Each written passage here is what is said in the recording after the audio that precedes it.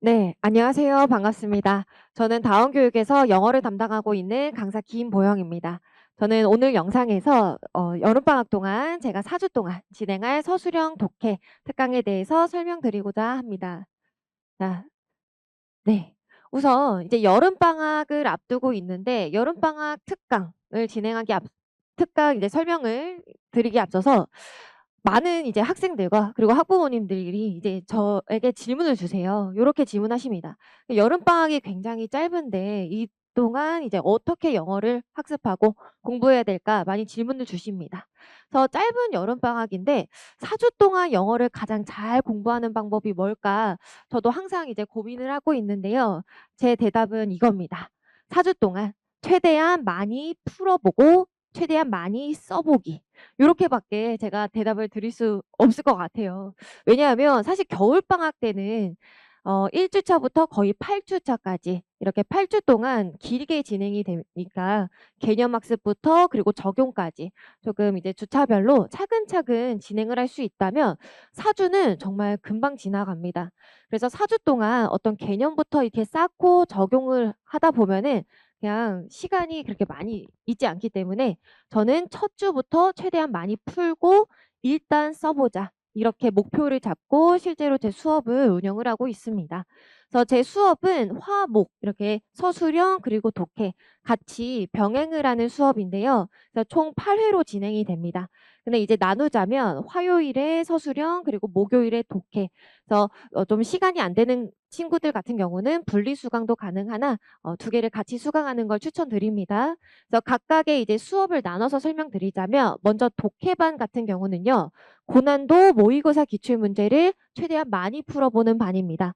그래서 고1부터 고3까지 다양한 이제 난이도 그리고 소재 이런 문제를 풀어보면서 학생들이 실제 기출 경향 그리고 난이도를 미리 파악을 할 수 있게 그러니까 지금 내가 고1이라고 해서 정말 고1 문제만 풀면은 고3 때 가서 너무 깜짝 놀라게 됩니다. 난이도가 매우 다르기 때문에 그래서 고3 문제도 미리 풀어보는 그런 시간을 가지고 이제 실전처럼 미니 모의고사를 풀면서 연습을 하게 됩니다. 이게 바로 독해 집중반이고요. 그다음에 두 번째 강남 고등학교 그리고 자사고의 이제 기출 영작 해보기 이게 가장 앞에서 말씀드렸던 많이 최대한 써보기 반입니다. 그래서 1점이라도 더 받고 1점이라도 덜 깎이는 그런 답안 작성을 연습을 하는 서술형 집중반이다. 이렇게 봐주시면 되겠습니다. 그래서 요약을 하자면 이제 서술형 독해 특강, 서술형 집중반은 이제 화요일, 그리고 독해 집중반은 목요일 이렇게 해서 각각 4회씩 진행이 돼서 총 8회로 구성이 됩니다. 그래서 수업 목표는요. 모의고사 독해 실력도 향상시키면서 동시에 내신도 바라봐야 하니까 내신에서 굉장히 중요한 서술형 그리고 어법을 이제 학습함으로써 학생들이 영어에서 독해 어법 그리고 수능 내신의 균형을 맞출 수 있게 하고자 합니다. 먼저 독해 수업부터 설명을 드리도록 하겠습니다. 일단 독해 집중반은 기본적으로 미니 모의고사를 바탕으로 수업이 이루어지게 되는데요. 이 미니 모의고사라고 하면은 이제 올해 그러니까 24년도 기출까지 반영을 해서 고1부터 고3까지 최근 기출 중에서 조금 유의미한 문제들을 제가 직접 추려서 매 수업에서 대략 10문제 정도 내외로 이제 구성된 모의고사를 학생들이 풀게 됩니다. 모의고사를 풀면서 학생들이 어떤 걸 학습하게 되느냐? 첫 번째는요, 정답의 근거 찾기입니다. 그러니까 아직 뭐 고1, 고2까지는 감으로, 그러니까 뭔가 느낌으로 풀어도 어느 정도 정답이 맞을 때가 있습니다. 근데 고3 때는 그게 전혀 통하지 않습니다. 그렇기 때문에 명확히 정답의 근거를 찾으면서 표시하면서 푸는 연습을 하고요. 두 번째, 이제 정답만을 찾아서 접근하는 건 역시나 고3 때는 좀 소위 이제 안 먹힐 수가 있습니다. 그러니까 뭐냐면 이번에 이제 최근에 6월 평가원 모의고사도 실시가 됐는데요. 가장 큰 특징은 오답 선지가 굉장히 헷갈리는 게 하나씩 꼭 들어있다라는 겁니다. 그러니까 글 자체가 엄청 어렵기보다는 정답과 오답이 굉장히 한 끗 차이 같아 보여서 학생들이 오답을 고르게 만드는 그런 문제들이 많은데 그렇기 때문에 학생들이 지금부터 오답 선지를 잘 판별하고 구별할 수 있는 그런 방법을 학습하게 되고요. 세 번째, 지문을 학습하면서 중요한 구문 그리고 어법도 학습하면서 내신까지 바라볼 수 있게 합니다.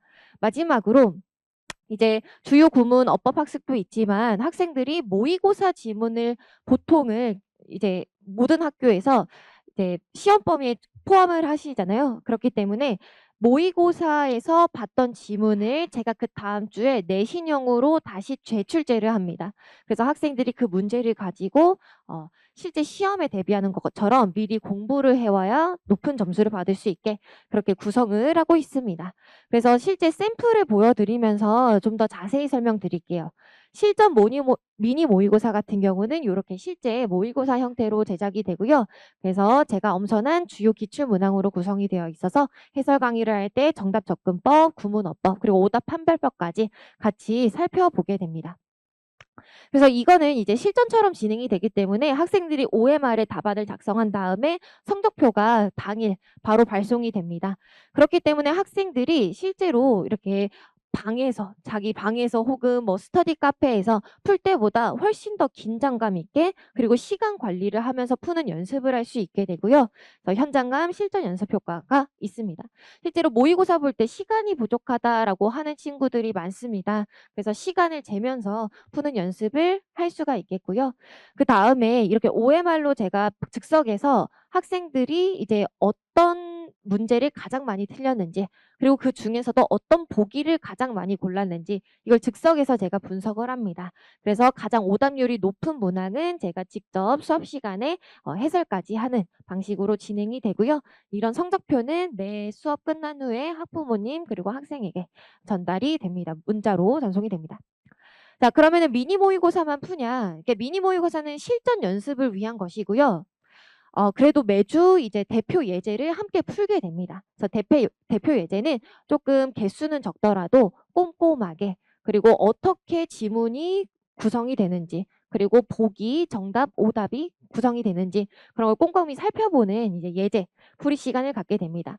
그래서 예제 같은 경우는요. 미니 모의고사보다는 살짝 더 어려운 문항들, 고난도 문항으로 구성이 되는데 특히 정답률이 30%대 이하인 문제들이 덜어 있습니다. 그러니까 작년 수능 같은 경우도 정말 정답률이 엄청 낮은 문제들이 몇 개 있었죠. 그렇기 때문에 그런 문항들, 고난도 문항을 대비하기 위해서 그런 문제들로 구성을 해서 해제를 하고요. 그래서 정답 근거 찾기, 오답 선지 분석까지 이루어집니다. 그래서 예시를 지금 제가 가지고 왔는데 저는 이렇게 항상 예제를 줄 때 각각 보기에 대한 실제 시험에서의 선택률을 이렇게 표로 정리해서 학생들에게 제공을 합니다.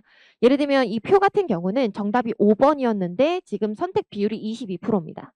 그러니까 정답률이 22%인데 문제는 뭐냐? 4번 같은 경우에는 오답인데 선택률이 24%예요. 그러니까 정답 22%보다 오답 24%, 4번을 더 많이 골랐다는 얘기거든요. 그렇기 때문에 4번과 5번을 구분하는 연습을 저와 같이 수업 시간에 함으로써 굉장히 매력적인 오답을 피할 수 있는 방법을 스스로 이제 학습도 하고 좀 분석 방법도 저와 함께 학습하도록 하겠습니다. 그래서 이런 대표 예제에서 해석이 조금 까다롭다 혹은 꼭 알아야 되는 그런 주제문 같은 경우는 주요 문장을 해석하고 구문 연습까지 이렇게 이어서 진행을 합니다. 그러면 이제 네 번째는요. 아까 말씀드렸던 내신형 리뷰 테스트입니다. 그러니까 여름방학이 4주로 굉장히 짧은데 그때 동안 이제 수능 모의고사만 대비한다라고 하면은 당장 2학기 혹은 이제 내년에 이제 내신까지 조금 걱정을 할 수밖에 없습니다. 아, 그럼 여름방학 동안은 도저히 이제 내신을 대비할 수 없는가? 이렇게 걱정을 하실 텐데 모의고사를 풀면서 이제 내신을 대비하는 가장 좋은 방법으로 제가 이제 생각을 한 게 학생들이 모의고사 혹은 대표예제를 저와 함께 공부한 후에 그 다음 주에 그 지문을 제가 내신형으로 출제하면 그 문제를 다시 풀어보는 겁니다. 그래서 배운 지문을 제가 변형해서 서답형도 합쳐서 이렇게 출제를 하기 때문에 내신 대비 효과도 되고 그리고 학생들이 그 다음 주에 이 지문으로 내가 테스트를 봐야 된다 이런 생각을 가지고 있기 때문에 복습에 대해서 굉장히 동기부여가 됩니다. 실제로 제가 이제 수업 전에 미리 가보면 학생들이 그 전주에 배웠던 지문들을 다 공부를 하고 있어요. 아, 오늘 이거 테스트에 나온다고 하셨으니까 이거 공부해야지 하면서 이제 내신 공부하듯이 공부를 할 수 있게 이렇게 동기부여를 하고 있습니다. 그래서 4주 짧지만 이렇게 제가 알차게 구성을 했는데요. 그래서 대표 예제를 중심으로 설명드리면 첫 주차에 순서 삽입, 두 번째 주에 이제 빈칸, 세 번째 주에 대의 어휘 이렇게 해서 학생들이 가장 실제 수능에서 어려워하는 유형들 그리고 내신에서 가장 많이 출제가 되는 유형들 이렇게 압축해서 학생들이 배우게 됩니다. 그럼 여기까지가 독해 수업에 대한 설명이었고요. 서술형 집중반의 수업에 대해서 이제 설명드리도록 하겠습니다. 그러니까 이름이 강의명이 서술형 집중반이지만 사실 서술형 정말 영작만 배우는 건 아니고 어법 개념도 함께 학습을 합니다. 사실 제가 작년까지 그리고 겨울방학에는 서술형반을 운영하지 않고 어법반을 따로 운영을 했었습니다. 근데 이제 여름방학 4주 동안의 어법을 이렇게 훑으면서도 동시에 좀 영작을 같이 해보면 좋을 것 같아서 이번에 새로 제가 개설한 반이거든요. 그래서 사실 8주 동안 겨울방학에 서술형 반을 운영하는 건 그렇게 막 쉽지가 않습니다. 한 4주 정도 공부하고 학생들이 이 정도면 됐다. 라고 하고 나머지는 조금 공부를 소홀히 하는 그리고 좀 집중력이 떨어지는 경향이 있는데 어법반과 달리 4주 정도면 굉장히 압축적으로 서술형 연습을 하기 딱 좋겠다라고 생각을 해서 이렇게 반을 구성했습니다. 어쨌든 서술형을 잘하려면 어법 개념이 굉장히 탄탄하게 잡혀 있어야 되기 때문에 그러니까 매주 어법 개념을 먼저 학습한 후에 그거와 관련된 기출 영작 문제를 같이 풀어보게 됩니다. 그래서 강남 이제 고등학교 그리고 자사고 기출 문제까지 합해서 고1, 2 문제들을 제가 엄선을 해서 역시나 제공을 하고 있습니다. 그래서 학습을 어떻게 하게 되느냐? 제가 굉장히 강조하는 이제 표현이 항상 득점은 1점이라도 0.5점이라도 하자. 그러니까 득점을 최대화하고 감점은 최소화하는. 그러니까 1점이라도 덜 깎이자. 이걸 목표로 해서 최대한 영작 습관을 잡는데 세 번째, 영작 순발력 기르기. 이건 무슨 말이냐면 보통 학생들이 영작은 그냥 암기해서 쓴다. 암기해서 쓰는 게 편하다. 이렇게 생각을 많이 합니다.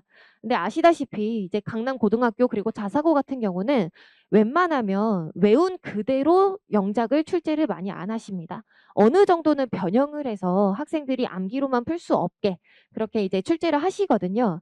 그래서 만약에 본인이 외우지 않은 범위 혹은 외웠는데도 약간 변형이 돼서 출제가 되었다라고 하면은 암기만 의존해서는 절대 그 답을 풀 수 없겠죠. 그렇기 때문에 모르는 문장이 나와도 약간 바뀌어서 출제해도 그 순간에 시험 순간에 영작을 할 수 있는 그런 순발력을 기를 수 있게 제가 어순을 익히는 것부터 시작을 해서 차근차근 이제 4주 동안 그 영작 습관을 들여줄 겁니다. 그래서 이런 영작 같은 경우는 일반적으로는 이제 어법 개념을 중심으로 그 어법 개념을 활용하는 그런 문제들이라면 이제 강남 고교 그리고 자사고에서 고난도로 출제되는 유형 중에 하나가 지문의 주제 요약문을 영어로 작성하기입니다. 이거는 정말 말 그대로 암기를 해서는 절대 작성을 할 수 없어요. 그렇기 때문에 이것도 역시나 문법에 맞게 키워드를 잘 넣어서 주제 요약문 작성하는 연습. 요거까지 제가 시켜주도록 하겠습니다. 그래서 자세히 살펴보면요. 어법 핵심 개념 학습이 먼저 첫 번째로 들어가게 됩니다. 그래서 예를 들면 오늘 동명사를 배웠다라고 하면은요. 동명사 개념을 학습하고 그거를 기반으로 동명사가 사용이 되는 영어 문장 작성하기 이렇게 연습을 하게 됩니다. 그래서 최대한 가장 조금 빈출되는 개념을 위주로 학습을 하면 어법에도 도움이 되고 영작 습관을 들이기에도 굉장히 좋을 것입니다. 그래서 두 번째, 주요 기출 문제를 풀이하는데 이제 기출로 선생님이 이런 걸 출제를 하셨었다라고 하면은 도대체 왜 하고 많은 문장 중에서 이 문장을 출제하셨을까? 분명히 선생님이 어떤 노리는 포인트가 있으실 겁니다. 그래서 그런 그 주요 영작 포인트를 제가 이제 찝어서 알려주면은 학생들도 아, 그래서 출제가 됐구나. 이렇게 학습을 할 수 있고요. 아까부터 계속 제가 말씀드렸던 득점은 늘리고 감점은 최소화하는 학습을 이제 하게 될 건데요. 제가 실제로 학생들과 이렇게 수업을 많이 진행해 보면은 내신 수업이든 아니면 뭐 어법 수업이든 학생들이 모르겠으면 그냥 빈칸으로 내는 친구들이 덜어 있습니다. 그냥 나중에 답지 보고 이해하면 되겠지.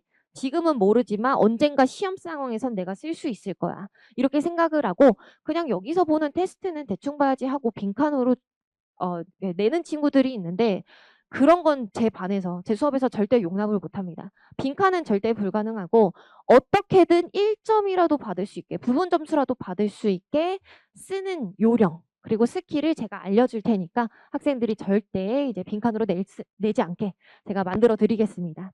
이렇게 학습을 하고요. 그래서 결국엔 단순 암기로 작성하는 게 아니라 굉장히 실제 상황에서 적용할 수 있는 그런 순발력을 기르는 영작 수업을 제가 지향을 하고 그렇게 수업을 진행하도록 하겠습니다.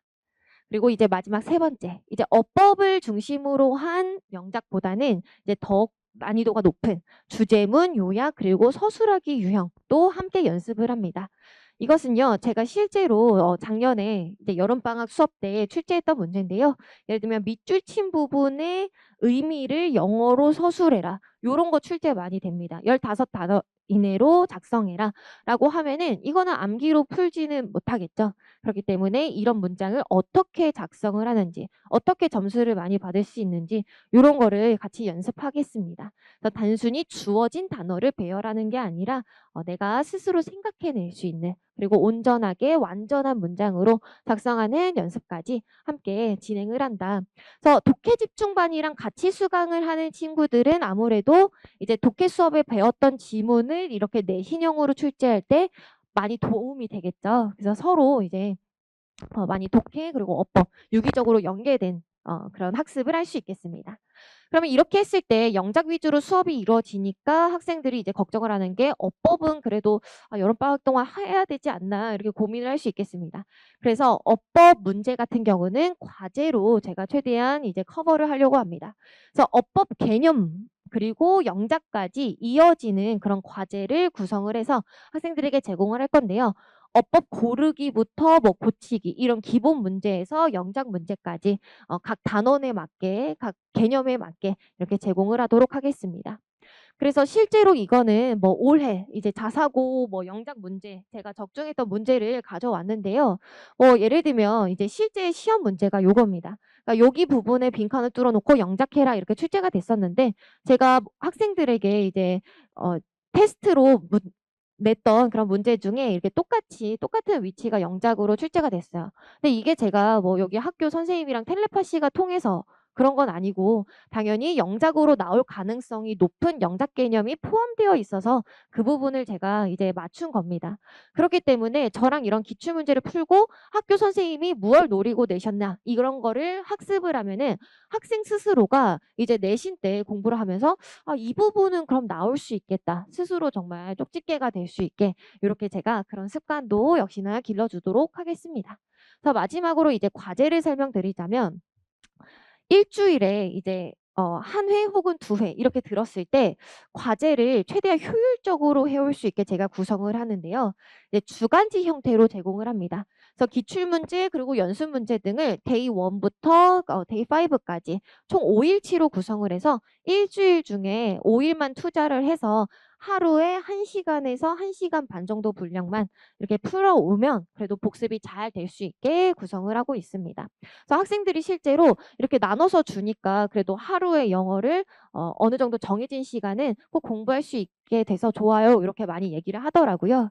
예. 그리고 과제장에 이제 어휘장도 이제 포함이 되어 있는데 각 수업당 240개를 암기합니다.